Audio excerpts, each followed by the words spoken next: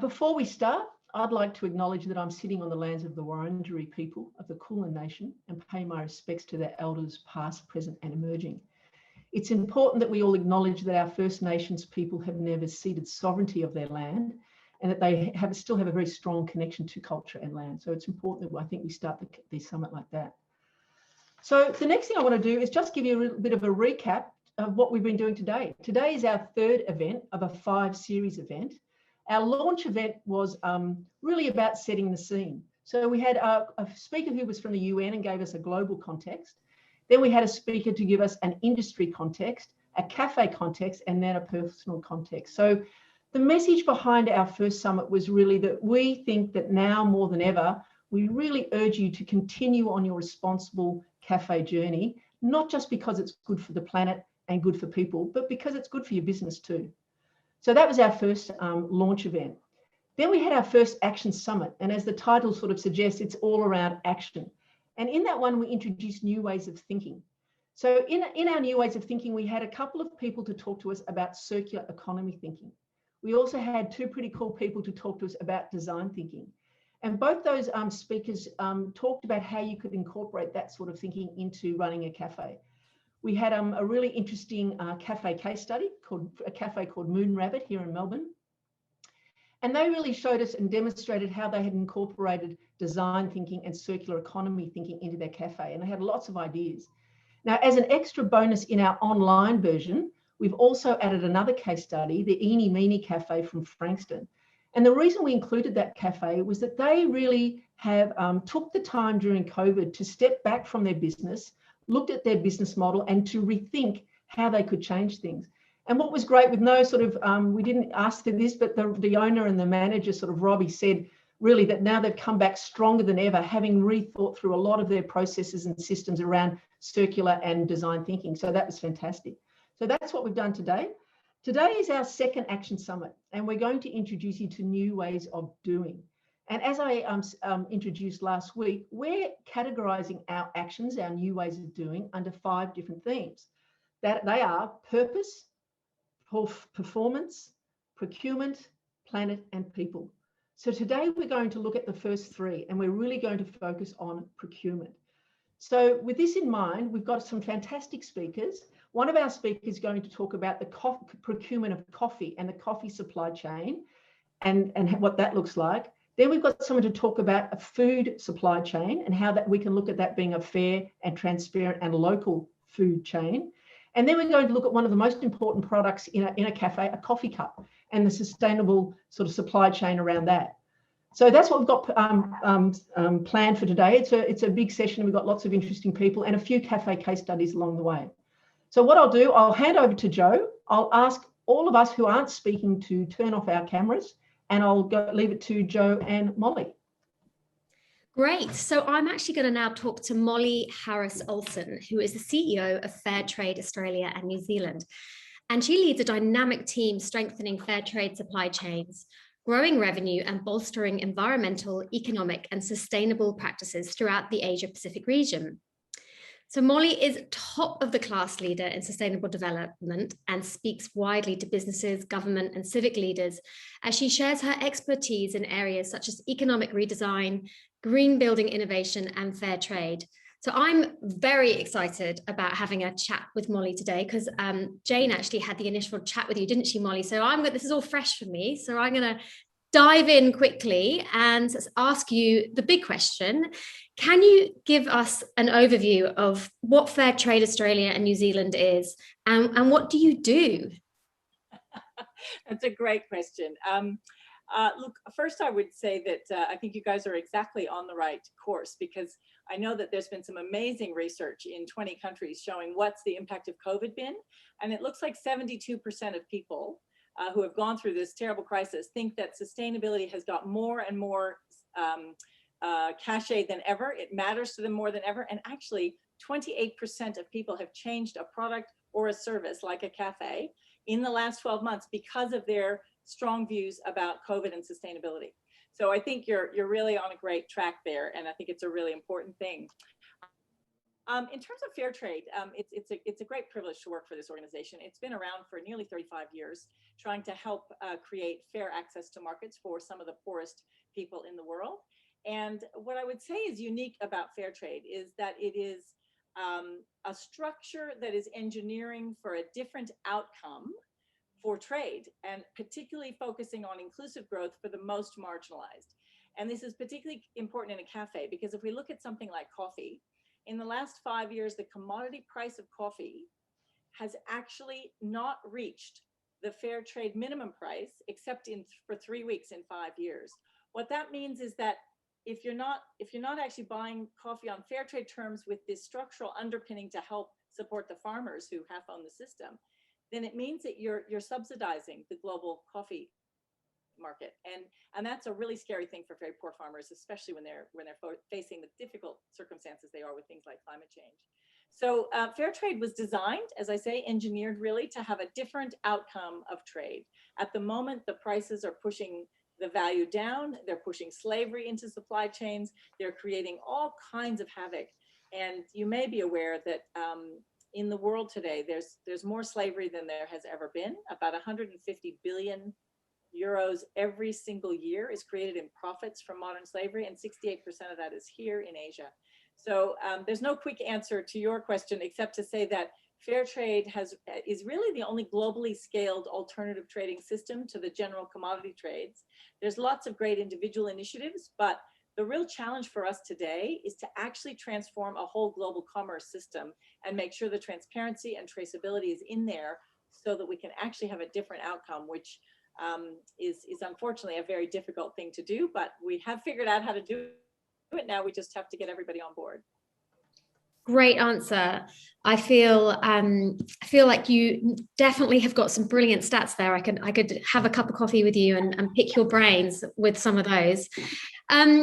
So just can you just like help me understand what's the difference between fair trade and direct trade?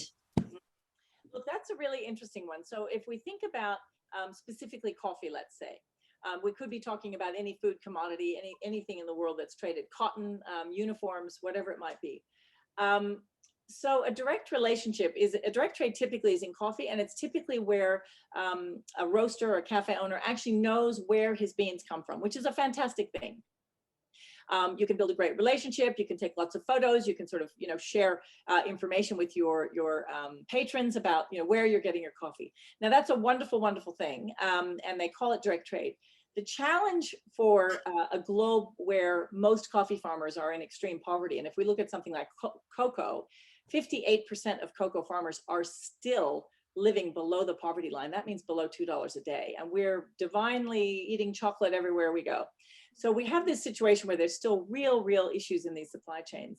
So direct trade might be helping one farmer or one farm community. But what's necessary really to create a sustainable world is that we change those structures that underpin all coffee and all cocoa and all cotton. So the challenge for the cafe owner is to understand, what am I doing that's positive? And then is that contributing to the transparency of those supply chains as a global proposition? Or is it just a great project that is good for the particular person on the ground wherever I'm buying my beans, but is only affecting that one community? Or is it going to have that wider impact? And for us, we're really trying to change the game and make trade fair. We are trying to create a world that is fair and abolish slavery and make sure that we have that visibility. So that's a hard thing to do. And I would say direct trade's good, but it's impossible to make it as impactful as if you have a global structure that's supporting you, because it's kind of like the Olympics. You could say, well, who's faster, Superman or Usain Bolt? Well, who knows? Who knows with Superman? I mean, he might be faster, he might jump higher, but with Usain Bolt, you know exactly how fast he runs, exactly how high he jumps, and somebody's checking to see if he's cheating. So if you're not embedded in a process like that, where there's that kind of rigor and robust transparency and auditability in the supply chain, then basically you could be doing some good, but you could very well be thinking you're doing good and actually not having the impact that you imagine. Great. And so we're talking a lot on big figures here, like really stats like $2 a day. I mean, that's crazy. Can you think of a memorable story, like a short story that really kind of describes the impact that fair trade is having? Oh, they're amazing stories. And actually we have about 1.7 million farmers and workers across 30 commodities. We actually have many, many commodities around the world. Coffee is the biggest. And they live in 75 different countries, and we sell fair trade products in 125 countries. And one of our great Pacific success stories has been a cooperative called Hoak and Unankoit, who are in Papua New Guinea, a place where they just have enormous poverty issues, gender equality issues, some child labor issues. And Unankoit and these two cooperatives, they actually have 100% fair trade and 100% organic coffee, which has become such an exquisite quality standard of coffee that it wins prizes in international competitions for its exceptional quality. This group, the very first thing they did when they got, so fair trade is structured so it has a minimum price to make sure that the farmer isn't subsidizing global coffee. And that, as I said, is only, the commodity price only hit our minimum price 3 weeks in 5 years. So if farmers were not selling on fair trade terms, they were basically subsidizing the market. Unankoit sells their coffee with the minimum price. And because they're organic, that means they're even more high quality. And so they now, their first project that they spent their premium money on, so the premium sort of a little bit on the top to help the community develop. The premium was spent on water, on some groundwater supplies and wells for the community. And so they were able, with their very first early sales of fair trade, to put in wells that enabled 4,800 people for the very first time in their lives to have potable water. Now, having potable water means they're avoiding disease. It means that nursing mothers have, enough hydration in their systems. I mean, the impact of just having potable water in the community is just enormous. Since that time, they've built schools, they've built community centers. They've educated a whole generation of kids who have been able to spend their time in school instead of in the fields working with them in the coffee. So the kinds of impacts we can have when we pull together and really focus on enabling fair access to markets is just huge. And I would say our near neighbors in Papua New Guinea need this kind of support as much as anyone. They're being hit right now by COVID so badly. And it's really lovely to know that we can help support our neighbors in really profound ways to enable education and water. The other thing that I would say that's much lesser known about what the structures of fair trade help us do is governance, because the way they spend the premium, they have to be able to have good governed cooperatives, which means they're learning about democracy.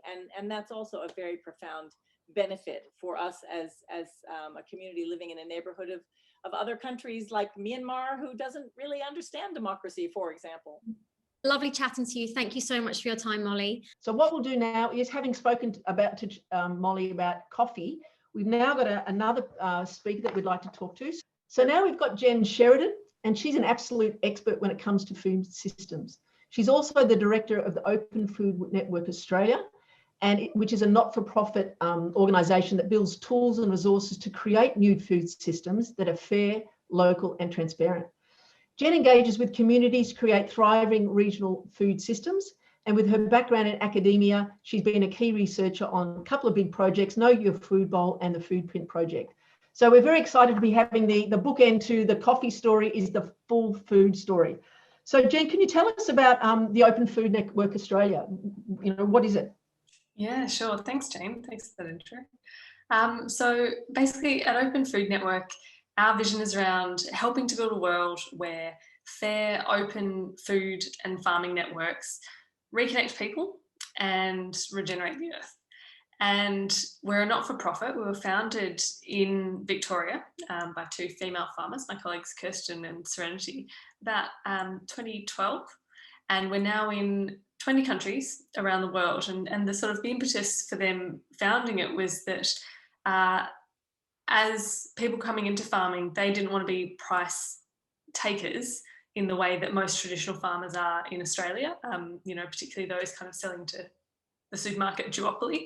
And the whole idea was around how can you actually ask for a fair price for food that allows you to treat the earth well. and how can you ensure that the people who are buying that food can see that transparent supply chain and understand what their, where their money is going, who is taking which part of their money in terms of what the price of food is. And that was the sort of the starting point, was a software platform that enabled those direct supply chains. But since then, it's grown to something quite a bit more than the software as well. So yeah, that was the starting point there. So what do you do now? What is the organisation? Sure. Well, so firstly, there is the software platform itself. And so the key thing that offers is, for rather than each farmer in a system having to scale up, there's the kind of like get big or get out mentality in a lot of agriculture.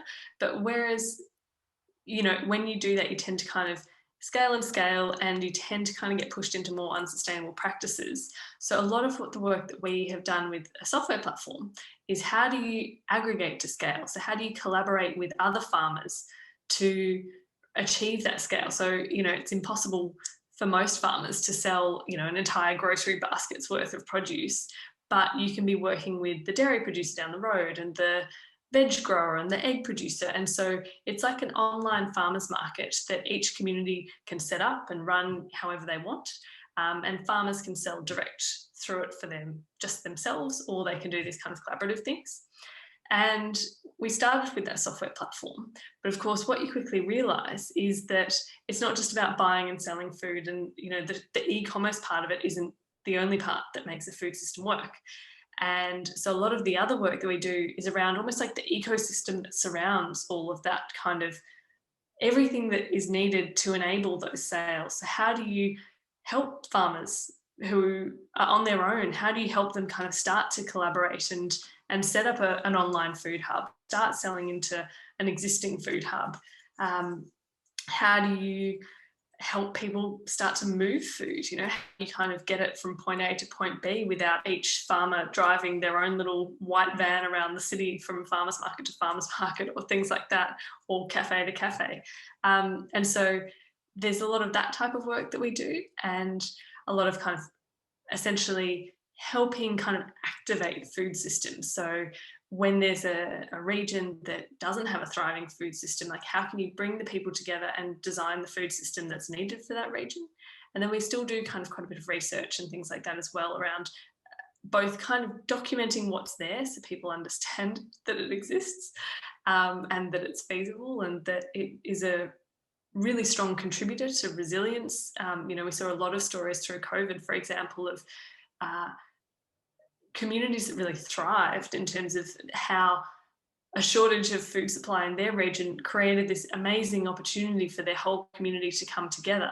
And so we did a lot of documenting of that, for example, and understanding what happened in a lot of different communities, and also kind of imagining what's possible. You can't be kind of pushing forward to newer and better food systems unless you're dreaming and working with other dreamers, and trying to imagine something entirely better. So there's a bit of that work as well. Let me ask you something then. What does this mean to a cafe? How can a cafe get involved in your network, and what's the benefits to them? Yeah, so for me, there's lots of different ways. I guess for me, it's like the core of a cafe is that sense of hospitality, and the core of hospitality is like bringing people together around food and drink. And there are lots of different ways that cafes can play this kind of linchpin role in the food system, with that kind of core value of hospitality and care about community and food. So, for example, there are examples of people who might use their cafe as a food hub drop-off point. So we see people who might, have a veg box one day a week that brings in, 100 regular customers to pick up their veg box, but also enjoy some time at the cafe. And that's kind of helping that direct relationship for farmers who are selling into that region. We've seen other cafes where they might not be open a couple of days a week, and so they might take Mondays as the hospitality weekend, and they kind of allow their space to be used as a food hub on that day. So again, they're kind of getting some sort of revenue from their space being used while still kind of continuing a connection to their community and to the farmers that support their eaters. There's the most basic kind of side of food procurement, which is purchasing food, of course. And I think that's where it depends on what's available in your region. One of the things that we do is we don't kind of go out and tell people you should start supplying, you're this region that's rich in fruits and vegetables, you should be supplying it to Melbourne cafes. Instead, a lot of what we do is sort of driven by farmers and producers who are saying, we want to work together to sell, and then we'll help connect them into markets where possible, or we'll just provide the kind of conduit really that bridges between producers and eaters. But those are some of the ways. But the other thing is that we do also do a lot of this kind of like designing food systems with people as well. So we're always really excited to kind of put together projects where there might be, a community of interest around your area, and you might want to understand, well, what can we as a community of eaters do to connect with farmers and to be sourcing more of our food directly from farmers, or what can we do to free up the infrastructure that we have to support that part of the food system. And that's where we're always really happy to kind of do those design projects as well and work with people.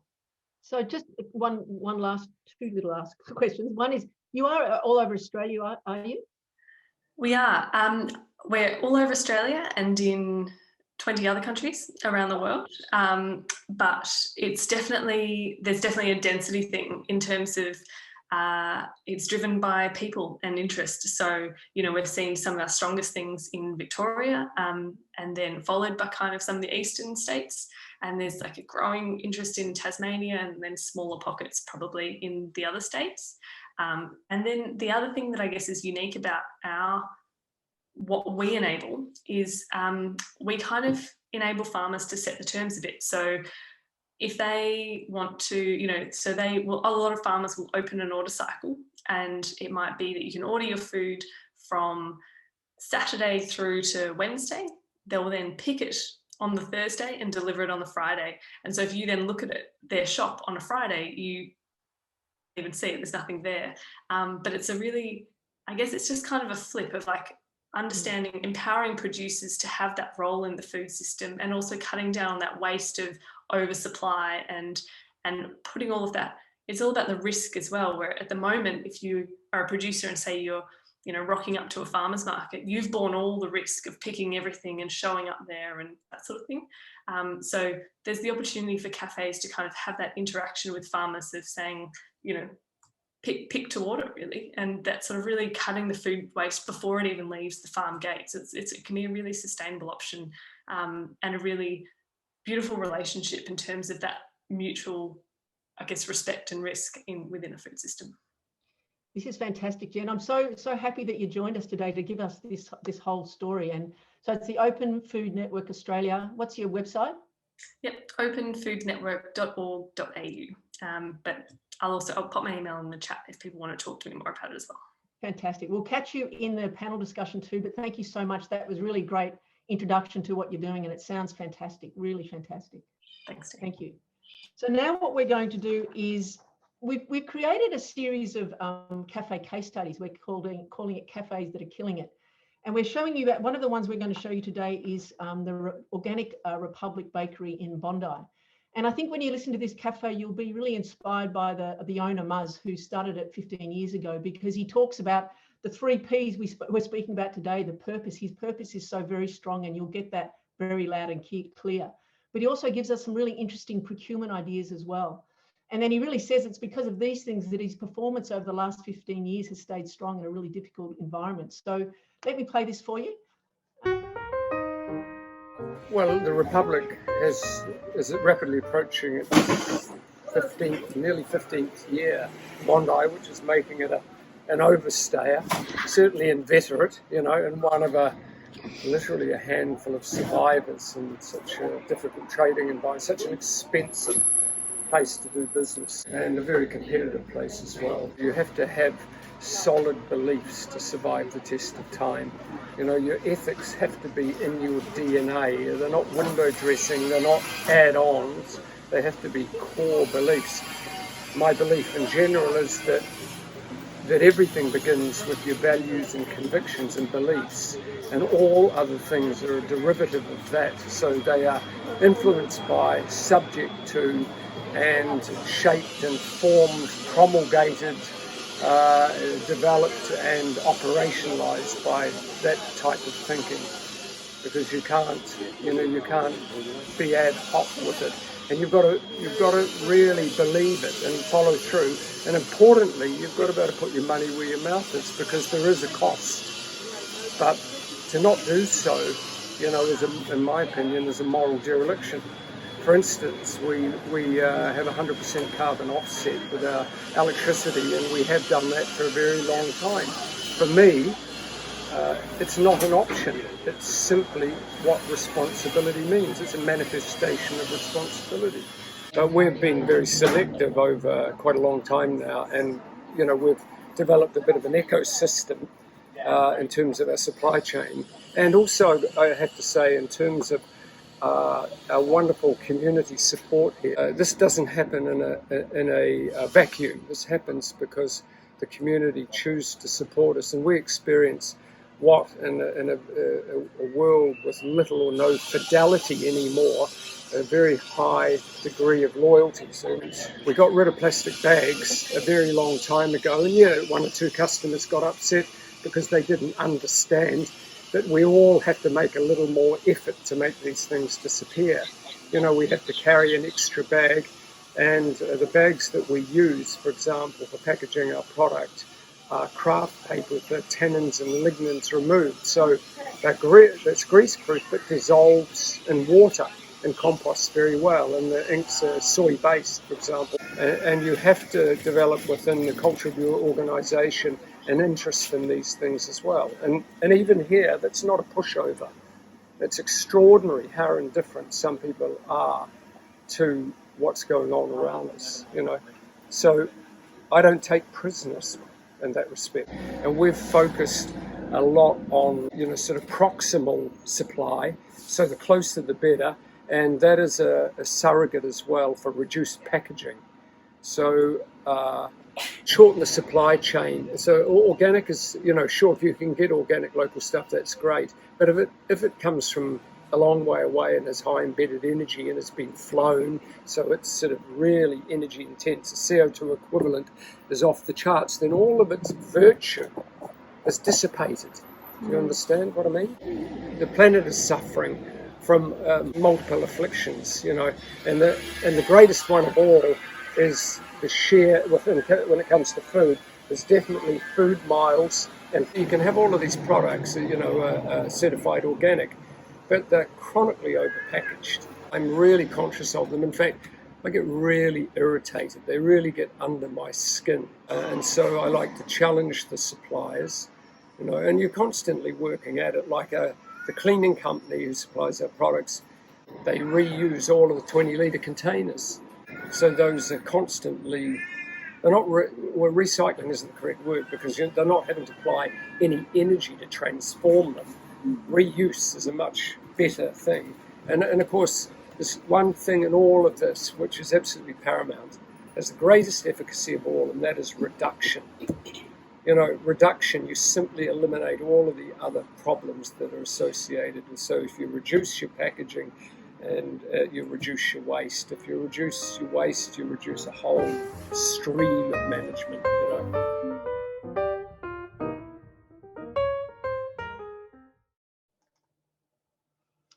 So I think you can see why we love this cafe case study. Muzz is a real leader, and he's been doing it for such a long time, and he really does help illustrate all the different things we're talking about today and across the whole Summit series. So now what we're going to do, where are we up to? I'm going to play another video, because this is an introduction to Husky Cup. And that's our next speaker. So let me play that one now. Each year, the production of coffee generates millions of tonnes of waste coffee husk. In an effort to reduce, reuse and recycle, we created Husky Cup, Huskee Swap and Husky Loop. Many people don't realise coffee is the seed of a fruit, and this seed has a layer of husk on it. This husk is a byproduct of coffee processing that would otherwise be discarded by growers. Husky Cup repurposes this waste to create a world-first biopolymer. Husky Cup is an elegant reusable cup that can be used in the home, in a cafe as an alternative to ceramic and glass, and as a reusable cup. Both chip and crack resistant, Husky Cup is able to handle the rigours and demands of even the busiest cafe whilst remaining elegant and attractive, having received the Good Design Award Best in Class. Husky Cup comes in a range of cafe-ready sizes, including 6 ounce, 8 ounce and 12 ounce, and is your passport to Husky Swap.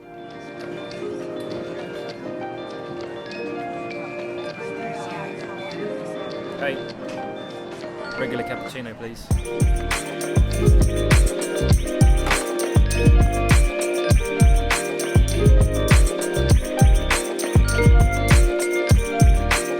Thank you.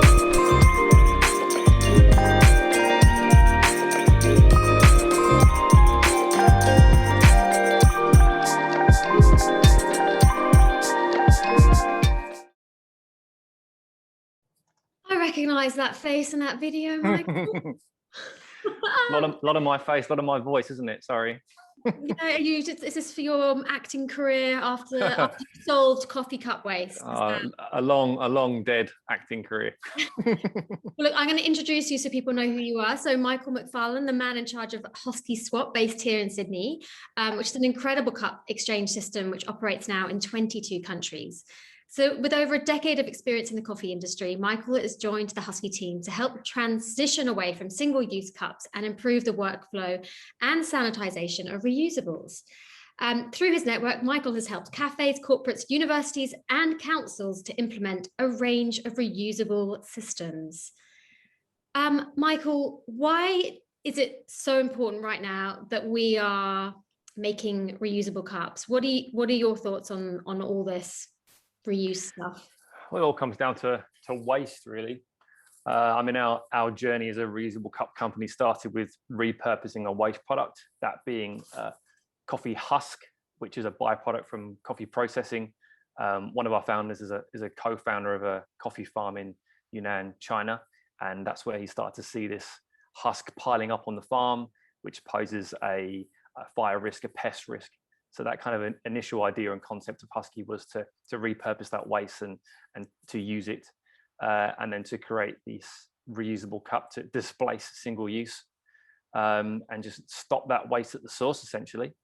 Obviously, it's been a bit of a difficult time with the pandemic and ideas around reusable cups.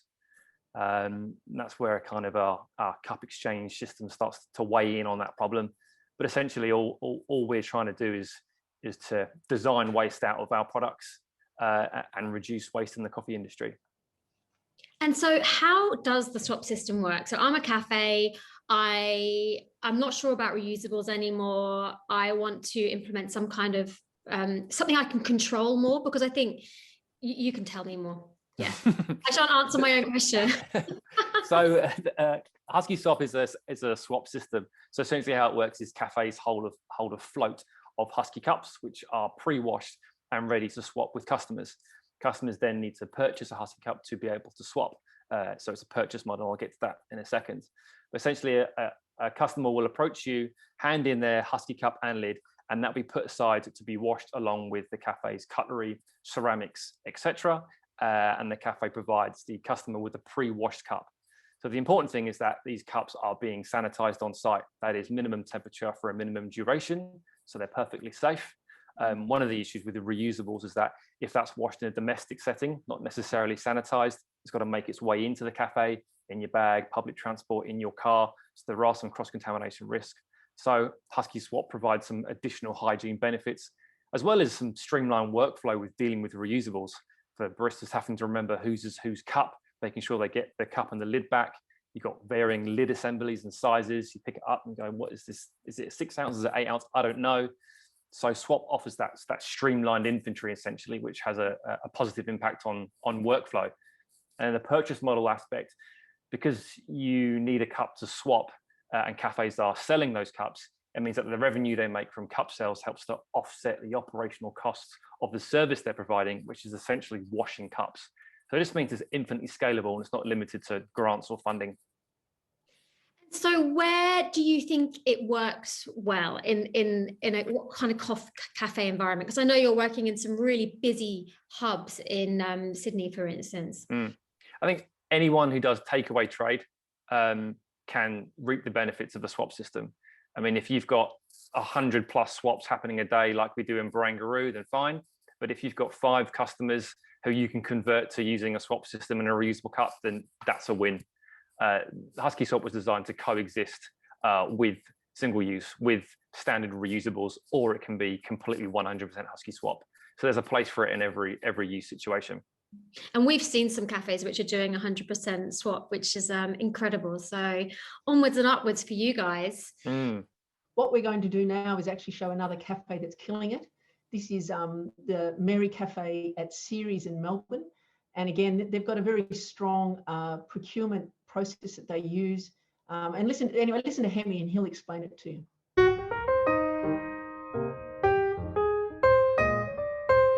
Well, we're currently in the Ceres grocery shop, which is also its own little cafe, and soon to be a bakery. So we're just in the middle of building that and putting it together. My name's Hemi, and I've just been hired as the new head chef up at the Mary Cafe. It's like a centre, like community hub. The food is organic, sustainable. There's solar power for most of the equipment there, so we don't use gas. The stovetops are all electric.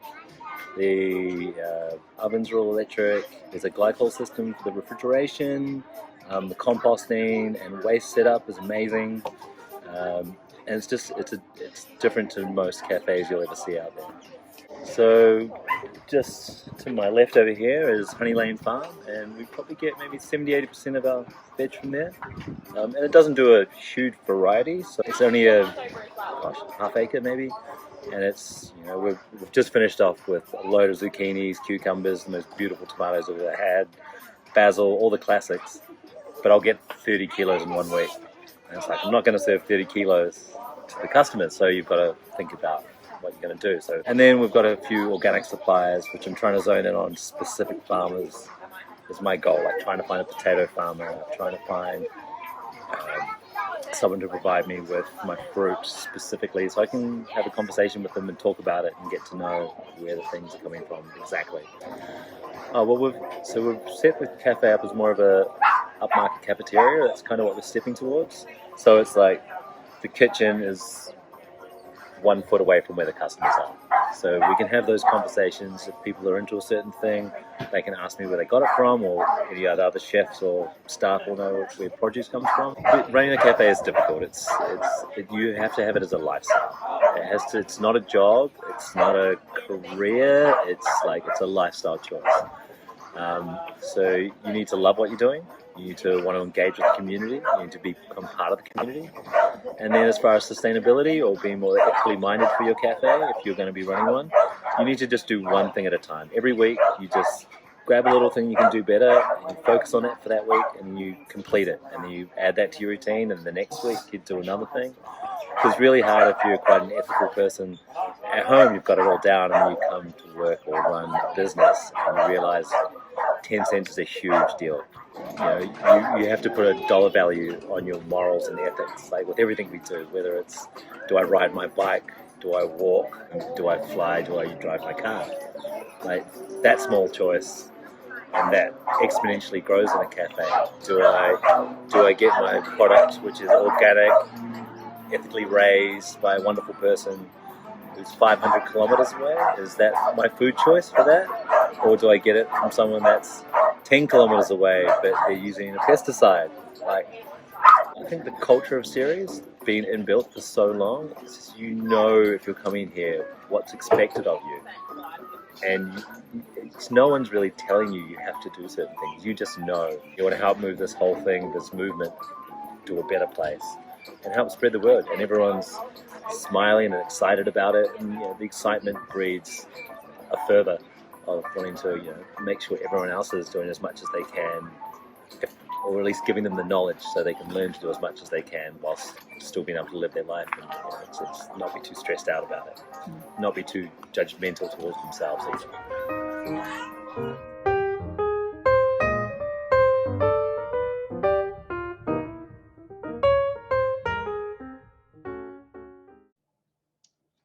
I think you'll agree with me. We were so lucky meeting these really terrific cafe people. Not only are they so passionate about what they're doing, but they're so knowledgeable too, and the really practical ways to implement sustainable and responsible activity within their cafes. So we've put quite a few of these up on the Responsible Cafe Network. So we encourage you to look at them because, again, we couldn't thank them enough for giving us their time, but also their wisdom. So that's our cafe case studies. Now what we're going to do is get the panel back together to just have a little bit of a deeper dive into what we're talking about. So that's Molly from Fairtrade Australia, Jen from Open Food Network. We've got Michael from Husky Cup. We've got Jo from Responsible Cafe. She's going to join us. And we've also got Veronica Shannon. Veronica is from Retub. That's an Australian company that are creating sustainable containers, and they also have a container exchange program as well. So let's start with Veronica, because we haven't heard from you before, Veronica. But I suppose, you know, we've been talking all today about procurement and some supply chains. Well, as a supplier to cafes, how do you make sure that the materials that you create are actually meeting the standards that the cafes want to make sure that you're meeting? Well, I guess for us, being sustainable is looking at the materials and making sure that if we can't reduce the need, and we believe that convenience is here to stay, that we have to then create a reusable option. So we looked at materials that had the potential to be used for an entire lifetime. We use a borosilicate glass, the silicon lid, and then a thermodynamic plastic base to keep everything from chipping and give it that longevity. We also ensure that we've got, from an ethical perspective as well, that we go to, we get audits done and SEDEX audits to make sure that our entire supply chain is meeting ethical standards also. Okay. I suppose the next question to you, Michael, as also a supplier into cafes, how do you sort of tell your customers the same sort of thing, what your supply chain looks like and how they know when they're buying your cups that they're actually buying responsible, sustainable products? Yeah, sure. I think it can be difficult, and you know, lots of companies get accused of greenwashing, and sustainability is a bit of a general word used by lots of companies as a marketing term. So I think, you know, having things like fair trade and various other certifications really helps with consumer confidence. That was an unintentional segue, Jane. Thanks very much. We just got B Corp. So yeah, we are now a certified B Corporation. We haven't even announced it yet. It happened this week. But that is one of the ways that you know, companies can just really invest in all of their stakeholders and just show that we're working to the highest verified standards of environmental and social standards. So that's one way. Good example. Hey. A very good example. Thank you, Michael. I suppose we'll go to our other two. Let's start with you, Molly. Looking at the coffee supply chains, what do you think is the biggest challenge for cafes trying to get into or get to understand how secure their sort of supply chain is when it comes to some of the products they're purchasing? Well, coffee in particular is at a much higher risk than most cafes would understand. Climate change, for example, is the impacts that we are seeing in the world today. The scientists have estimated that actually by 2050, over half of the area that's currently cultivating coffee will not be able to cultivate coffee. And that is a massive, massive transformation on what the cost of coffee will be. So if we think about coffee right now being below the cost of production for most farmers, someday we're going to have so few farmers that coffee is going to be, you know, kind of out of sight, out of mind. So if we want to have a healthy coffee crop and product, we have to address climate change. And I love the way you know, the speakers are really looking holistically at how we are impacting the planet, whether it's through you know, compostable things or recycling cups. It's really, really important that we think about those bigger impacts. And I guess what I would say with coffee is that, as one example, but many are there, we do need to think about the long-term future of it and how we're going to address those issues and what that means today. is paying coffee farmers a living wage, so they actually want to stay on the land and do their very best in spite of climate change to keep growing this crop, because at the moment the average age is over 50, and we love our coffee, but if we're not really careful, we're going to have systemic struggles that prevent us from really having access to it in a reasonable price point. I guess the other thing I would say, Jane, is that it's really easy when you look at the undercosting of coffee to not understand what is the true cost of coffee.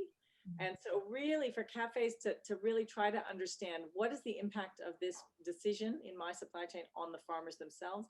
Are they going to get a living wage? Is this a reasonable thing? Or am I just trying to go for the cheapest because I'm a small cafe and what difference am I going to make? You're going to make a big difference. And if every cafe and every cooperative, working in these spaces understands the challenge, we'll all get to a better solution much sooner.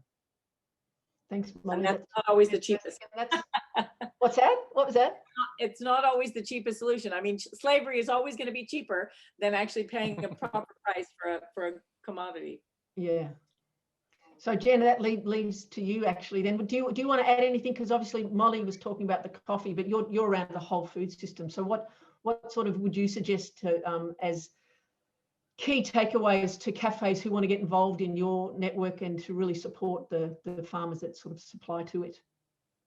Yeah, I mean, I think I'd probably sort of speak beyond our network as well, because I recognise that we don't, we're not necessarily going to physically have a farmer that you can connect with, but the core kind of ethos of everything that we do is around making community-led change that is, just starting with something is I guess the key message that I would say to everyone I speak to about food systems. It can feel so daunting and so insurmountable, that we're operating on so many levels of climate change and aging farmers and supermarket duopolies and all of these sorts of things, that I suppose I'd just kind of urge most people to start with one item on their menu and think about how they can be connecting with more directly and more transparently and more fairly with the farmer who produces that. And so understanding,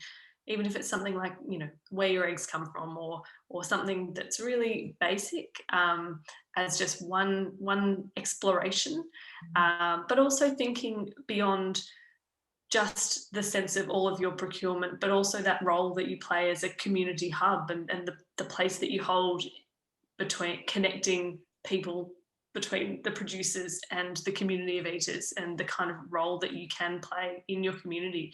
And I guess just feeling empowered to sort of step into embracing that as part of your core value. And obviously you can always just shop online as well. Can I just amplify that a little bit? Because I think there's a great example.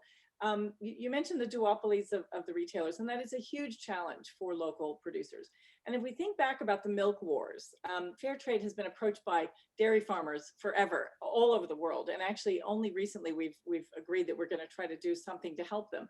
But New Zealand has a really interesting example. Instead of letting the big, gigantic multinational farms take over, multiple family farms, they have this wonderful, basically exactly the same as fair trade, cooperative system, where family farms cooperate the same way we have, other small farmers around the world cooperating in democratic systems where they can kind of contribute and have more leverage in the marketplace. And I've been fascinated to watch New Zealand. I sit on their trade advisory board, and I've been fascinated to watch them do that with dairy, because I actually think it's a great example of supporting your local farmers to actually produce the local things that you need. So you don't have to get your produce from too far away unless, and I guess I just think your example is a really important one. Empower your local community where they are to do what they can. And there will still be things that you can't get, like coffee beans sometimes.